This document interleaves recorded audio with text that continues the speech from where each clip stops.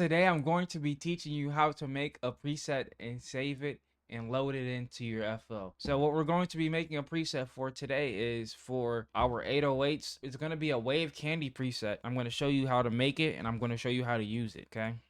So boom, we route. First thing we're doing, we're routing our sample to channel 1, and I'm going to actually label it really quick, Control L. Okay, that's our sample. That's what it sounds like a little bit. And then we are going to click right here on the mixer and we're going to look for Wave Candy. We're going to switch it to spectrum mode and we're going to turn the color all the way up to make it black so it don't bleed through too much when we're looking at the waveform, and then turn up the gain. I generally like to max it out and then play the sample. And then also I noticed that the scale, hold on, let me close out these Google windows. Okay. Now we're gonna turn up the scale so we can look at the lower end of the notes.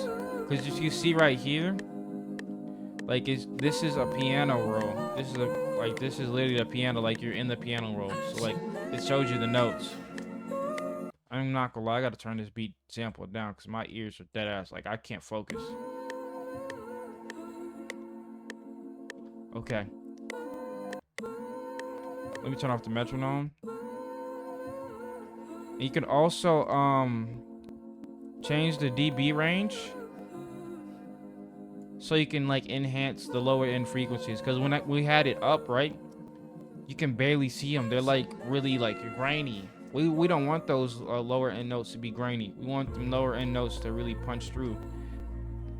But I think but the bass is actually there now, so it's a little bit different. But I'm talking about mainly for this first portion. When we drop the dB range down, it kind of enhances it a little bit.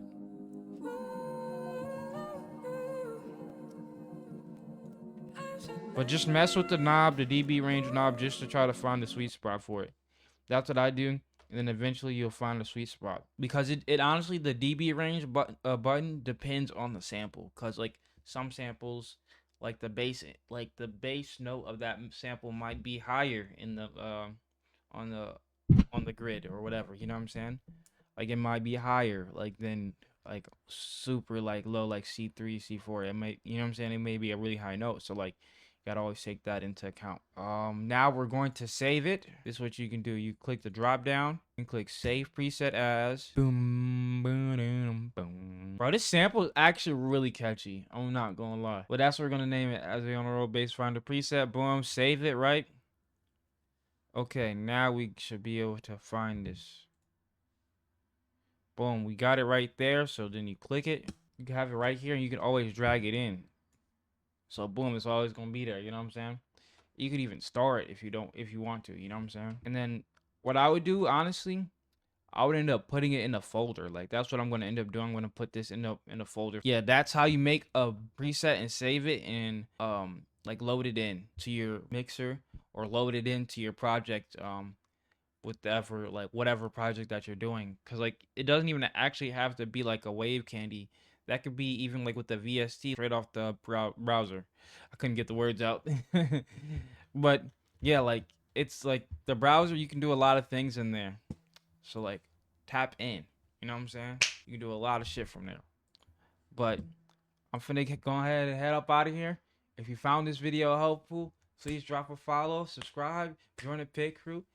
And I hope y'all have a good rest of y'all day. And we out of here.